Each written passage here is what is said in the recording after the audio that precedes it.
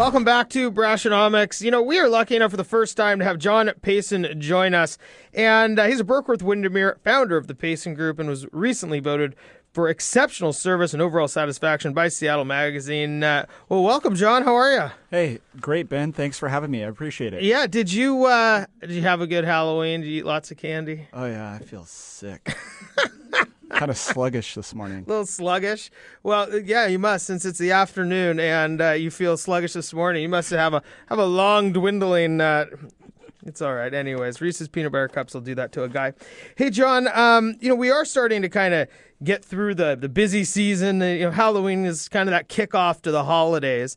And, I guess coming from the real estate side, with what's going on in the market, is it fair or unfair to say that somebody should actually list their property on the front end of Thanksgiving and Christmas and New Year's, or during that time? Or is that a scary piece? No, I think it's a very valid question, and the way I would answer it is pretty much, yeah. Right now, yeah, I would definitely list my property. I would beat the rush of the March Madness rush, I call it, for a number of reasons. One, there's a lot of buyers. A lot of buyers out there want to find their home, and they're not finding it. Second, the inventory is extremely low. We have less than 2 months in the greater King County area. So it's time. And quite frankly, the buyers would appreciate it if sellers would start giving up their houses. Absolutely.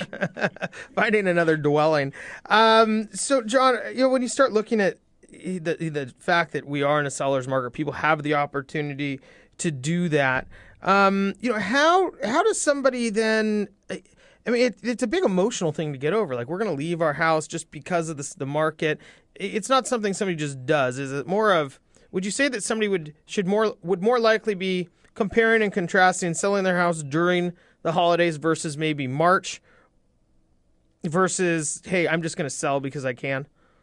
No, there's a lot of thought in it. I mean, it's an expensive venture. It's time-consuming, and you're about to unravel your family for a period of, well, hopefully 30 to 45 days getting the home sold. And all the visiting folks that are coming through your house, it's always got to look sharp, not to mention that some of the work you might need to do before you even put it on the market. So it's not just that I'm going to haphazardly throw my house on the market because I can. There's a lot of thought and data processing that one is going to go through. And what they should really do is seek the advice of a professional real estate agent to help guide them through that process. Because in a seller's mind, they might be thinking that I need to do this, but really in an agent's mind, you don't need to do that. This is what you really should be doing, and these are the reasons why. So, okay, well, let's think about all the reasons, why maybe somebody wouldn't. Right now you have an appreciating real estate market. Mm-hmm. And so how does somebody balance the fact that, well, geez, seems like the market's going up according to that front page of the Seattle Times and all the other different, real estate news that's out there. How does somebody balance that? Should I wait versus should I sell?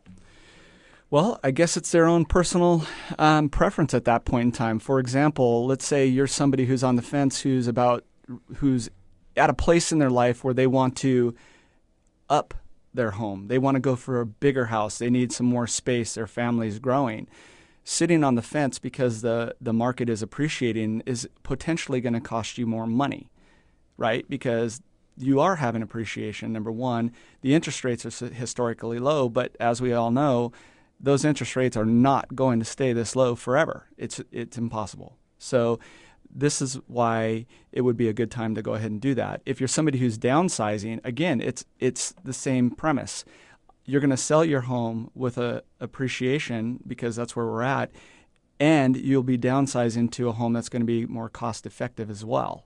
So in some ways, all the houses are appreciating. So it's not just yours and the other ones aren't. Right. They're all rising, and so there's financially, and just looking at the numbers, especially if you're buying a bigger house, that house that's appreciating at, call it 10% for easy numbers, is probably more than the 10% on your own house. Absolutely.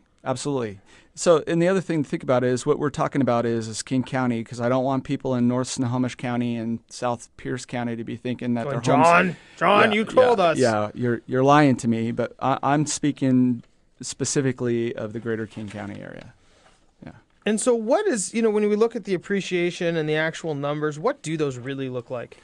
Okay, so there's a lag time with numbers out there. So we're in a 3-month lag, and those numbers are 3% for residential and 4% for condos rise.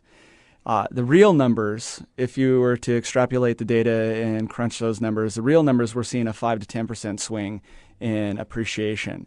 Now, if you're living in far out rural areas, don't be expecting a 10% swing. We're looking like a Bellevue, okay, hot market where people want to move to Bellevue, schools, jobs, etc. Same with some of the Seattle areas as well. That is where you're seeing the big swings, okay? And these big swings are going up, so it does have a lot to do with that location. I mean, the ability to stay close to. Again, I mean, there's a traffic concern. There's where the jobs are. Right. There's no question. And again, it always comes down to this. It's pounded into our heads. Location, location, location. That's not driven by the real estate people. That's driven by buyers. Yeah. The buyers tell us it's location. What's different between this appreciating market and maybe 2005, 2006? Sure. I mean, I have my own thoughts on it, but I'd like to get yours. Sure. So. At this level, it's basically in 2005, 2006, we see some similarities in the fact that low inventory, okay, once again, lots of buyers, low inventory. The difference then is we were seeing appreciation values as high as 17+%. Why it's not that high today is mostly because of the type of inventory that we have on the market today. We have about 25% short sales, and short sales bank-owned homes, and they tend to bring down the prices on the other homes around them. Unfortunately, if you're living in a neighborhood and you have 2 foreclosures or short sales sitting on the market, they're impacting your home negatively. At least the value. Absolutely. Yeah. Well, and the other thing that I think is so key, and we've taught at some seminars that we've done, are the fundamentals are actually there now to where you're not going to see most likely another housing crash because the financing isn't as loose. Right. They're actually in Seattle. I mean, there is a great job market. There's all these different industries that are growing here. So it's not so much built on the market right now. Isn't built on speculation. It's actually built on people moving into houses. That's correct. That's correct. And the other thing is, too, the idea of real estate agents and appraisers and all the folks that are involved in the real estate process wanting to see huge spikes. We don't. We want to see an even trend upward. It protects everybody. Well, John, I'd take a big spike right in my neighborhood. I'll tell you, I'll take a huge increase if it's, it doesn't even have to be the neighborhood. Just my house can go up in value as much as it wants. Did you buy in 2007? I bought in middle of 2008, but we're ouch. Yeah, thanks. Appreciate that. John, thanks so much for joining us. We do have to go to break, but certainly good information on what's going on in the housing market.